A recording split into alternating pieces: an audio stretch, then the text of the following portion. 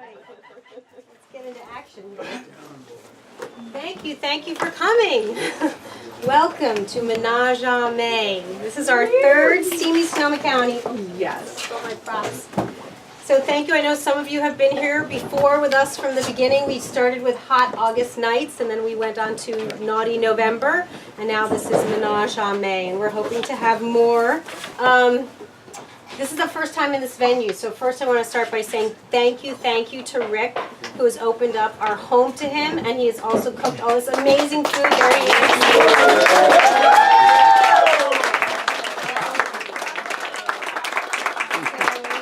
There will be dessert coming after the readings, so please stay for that.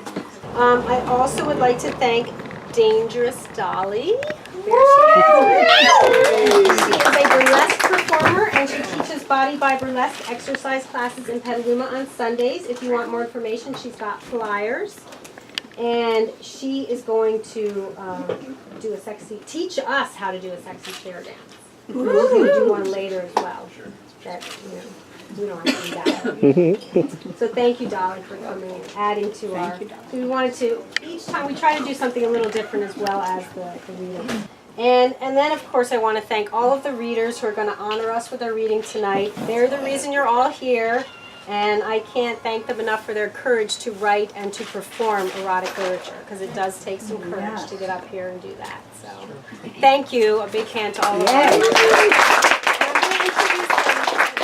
Let's go. So Jenny Orvino is going to start us off. Jenny Orvino, big hand.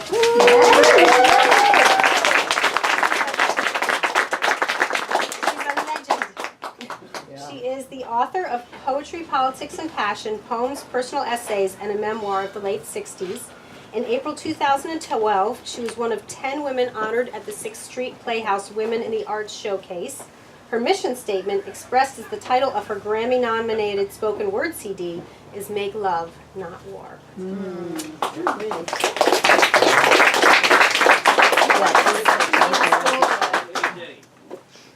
Thank you for coming, everybody. Isn't this fabulous? What a venue, what a nice, intimate place to do this kind of reading.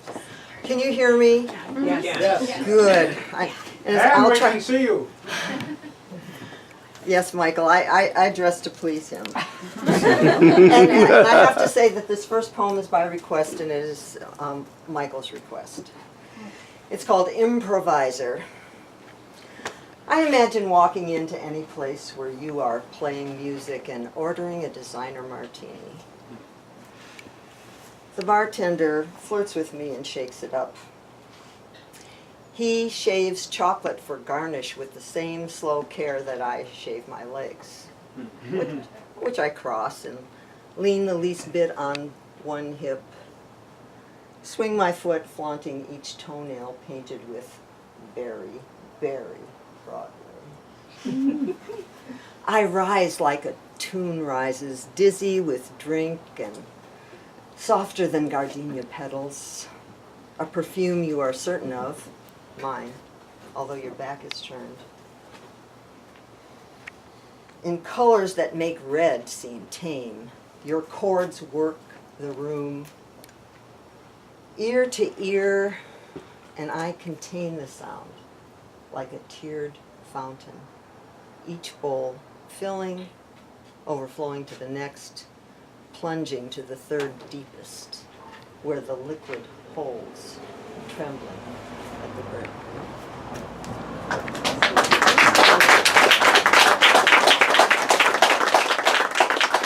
That's the one you wanted, right? Yes. We have Bill Noble, and I hope Bill doesn't mind that I stole this from the internet for an introduction. It sounded good. You just have to Google him and you can find people gushing about how amazing he is and wonderful. So I thought, okay, somebody already wrote this. Bill Noble is an award-winning writer and poet, National Looking Glass Award for Poetry nominee for the Pushcart Prize, a sex educator and a former editor at CleanSheets.com, one of the finest websites for literary erotica. Bill's poems and stories are sometimes soft and sexy, sometimes hard and fun, sometimes tender and sweet, and always interesting and entertaining. I'd like to welcome Bill Noble. It's up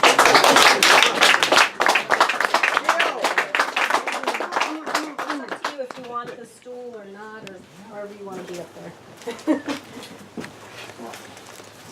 I don't know how to follow that. That's you. That's a hard act. I then only have to read my stuff instead of just saying, proclaiming it. I have to put on glasses to do it. That's okay, you're And I'm being male. You're a sexy old fart. You can take your pants off. Yeah, seriously. So the first poem is called The Word. The word should be contentment. My lips rest between your shoulder blades. My breath spills warm along your spine. My belly swells against the small of your back. Your belly lies soft below the soft underside of my arm. My hand globes the abundance of your breast. The center of my hand remembers your nipple. My cock and its curly halo nuzzles smoothnesses. My knees fit perfectly to the back of your knees. My feet caressed by the wrinkled bottoms of your feet. I am as much asleep as awake, careless of time's slip. Every one of 50 trillion cells suffused with honey. Stay here. The word is happiness.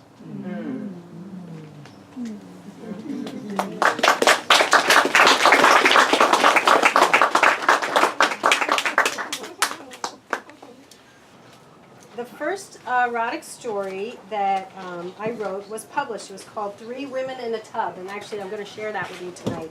And it was published in an anthology that was titled Early Embraces 2, More True Life Stories of Women Describing Their First Lesbian Experience. So that was under my name. I've written under the name Pink Lady for Good Vibes, Good Vibrations Online magazine. And I also have the name Raspberry Tart. So I have lots of names. So Raspberry Tart, burlesque and pole performer, and Pink Lady, erotica writer, and Remy Newman, also erotica writer, sex educator. Here I am. Thank you.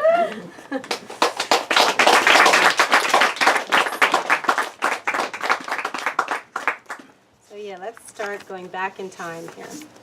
I hadn't looked at this story in a long time, and actually I'm going to take my glasses off.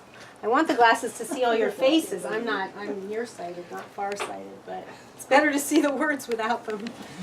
So I'm not going to read the whole story because it's a little bit long, so I'm just going to get right to the sex part, if that's okay. There's a bit of a build-up, but we'll just forget the whole build-up, how we ended up here in the tub, but we ended up in the tub.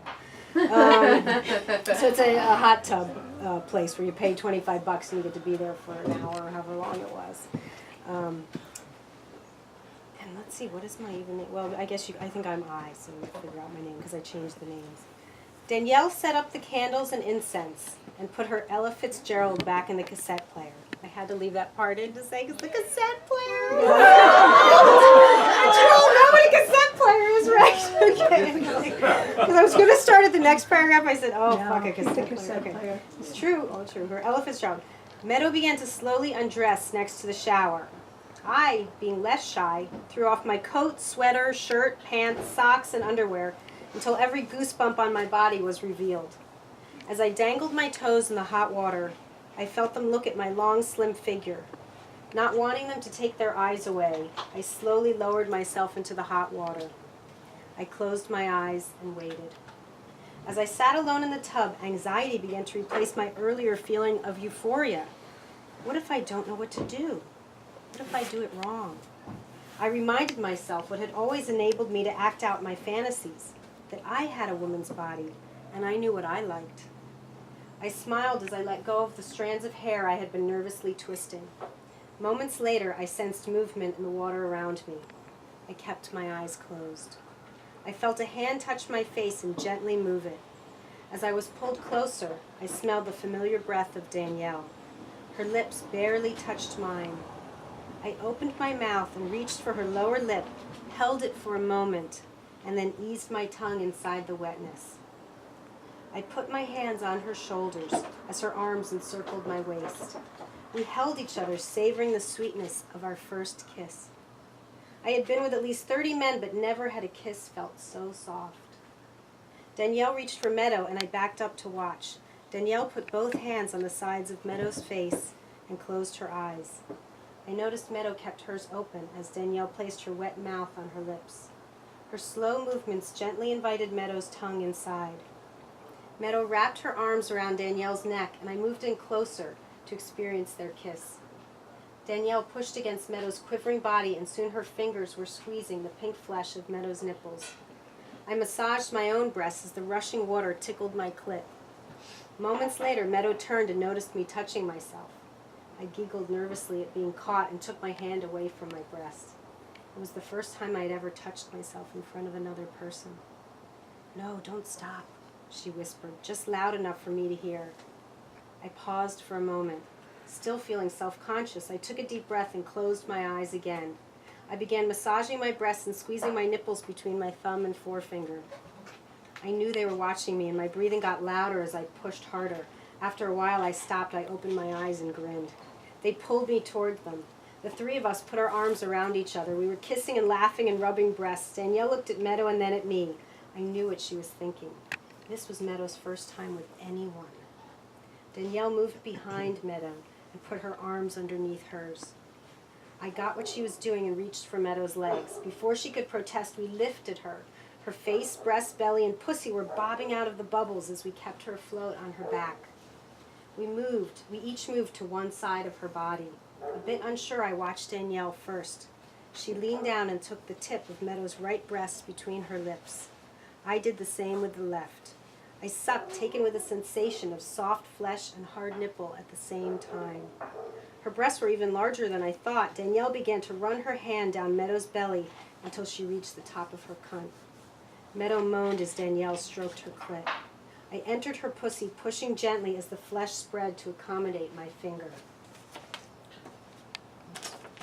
Page turn. No wonder they're stuck together. I know. Her legs began to shake and her body quivered with each stroke and entry, creating waves on the surface of the water. We worked Meadow's body until she let out a squeal, opening her eyes and motioning to be put upright again. We obeyed. My right hand moved slowly down her still quivering body and grasped the underside of her ass. Now her own fingers were rubbing the surface of her cunt. I moved closer and my clit pulsed as I rubbed it into her thigh. Her tongue moved slowly up my neck, over my chin, and into my mouth. She turned to press her breasts and pussy against mine. She wrapped her mouth around the tip of my breast. I watched as she sucked my nipple and caressed the flesh surrounding it. I felt her excitement and I pushed my chest out farther. I was about to come. I wanted to yell but wasn't sure how soundproof our little room was. I rubbed harder, imagining fingers pushing up inside my cunt. I imagined being spread wide, my body on top of Meadow's as she sucked at my breasts. My ass in the air while Danielle fucked my cunt. I breathed louder and dug into the flesh of Meadow's ass. My thighs squeezed tightly around her leg as I came. I shivered and started to breathe deeply, slowly recovering from my orgasm. I was shaken out of my dizzy euphoria by a knock on the door. Our $25 hour was up. We looked at each other for a moment and moved into a three-way hug. We placed little kisses on each other's foreheads before stepping out of the tub. We giggled under the shower as we washed the chlorine from our bodies. I went home that night with the smell of Danielle's apricot-scented lotion rising from my skin and the sweet memory of two women's bodies meeting for the first time with my own.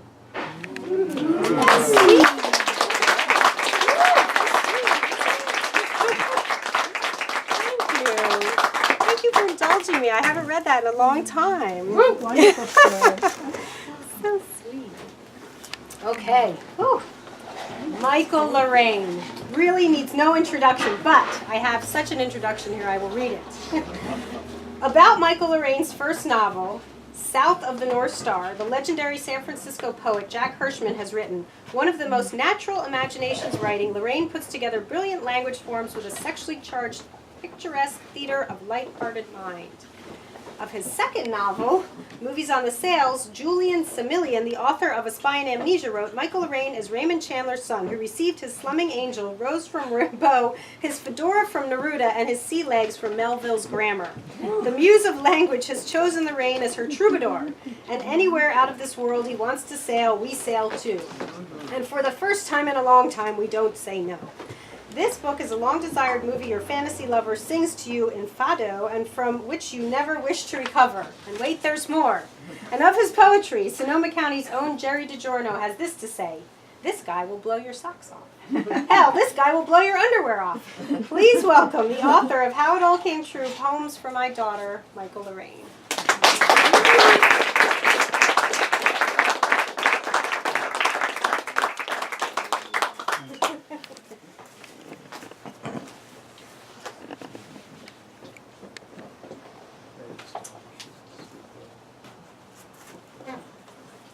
I've been involved in poetry readings for about 50 years. I believe this is the first one I've ever been a party to that was catered.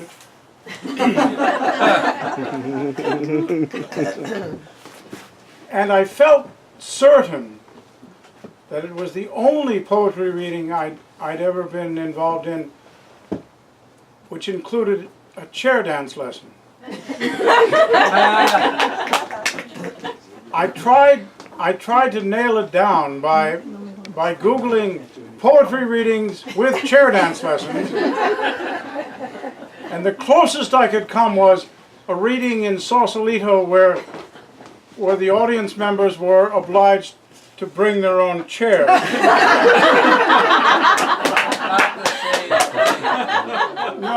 No, very different.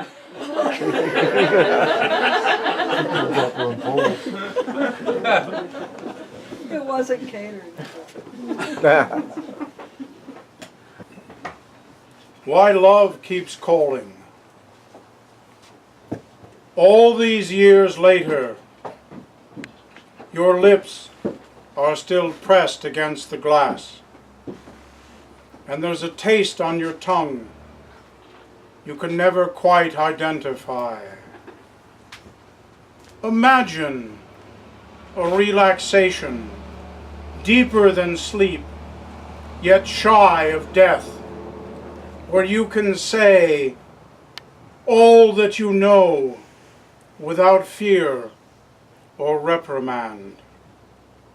You've needed this as water longs for a hillside's pure permission. So your body may be happy, so your mind may take flight. Now, half of a sun rises in each of your hands, a quarter moon in your heart. All at once, from the other side, a second mouth is moving in obedience to the same soft commandment. Find me, and I will tell you what is true.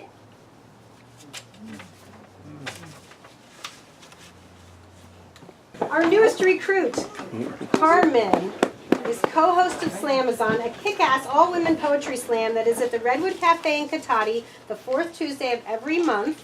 And she has worked on Over Social Mofo Review, been a featured storyteller, and now is going to entertain you with her partner in crime, Skinny. You'll meet some. Yeah, you'll meet some.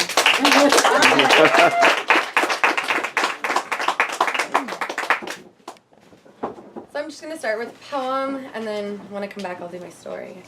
So this is a very important public announcement. It's actually an ode to cock.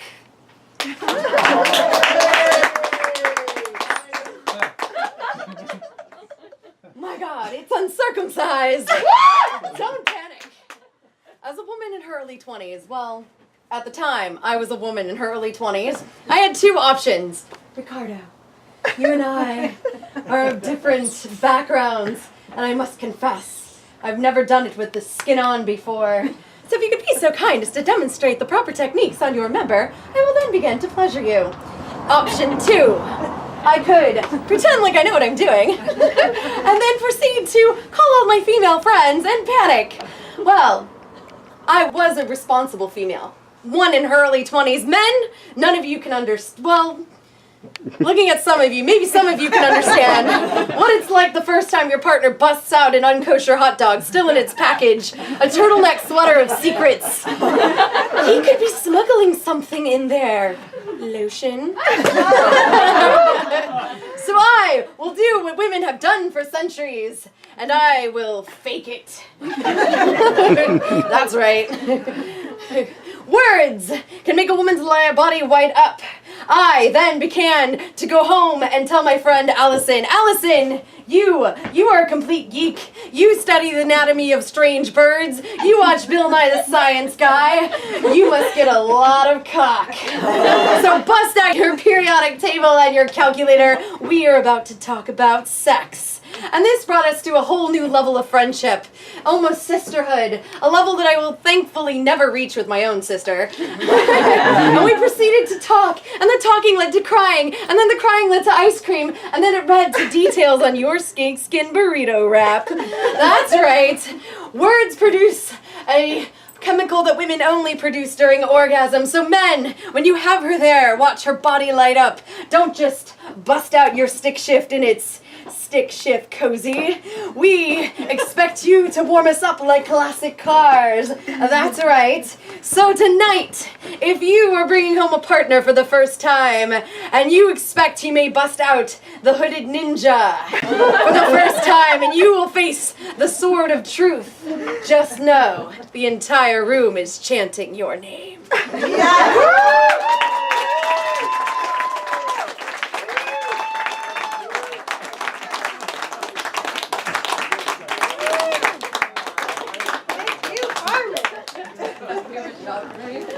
Well, that gets better every time I see it. I've seen it a few times. Last time was handkerchief, this time is lotion. Come on down.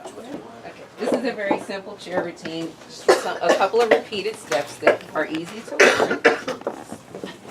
There's not much room up here, so we're okay. Okay, you ready? Now we're gonna start. 1, 2, 3, 4, 5, 6, 7, 8. 1, 2, 3, 4, 5,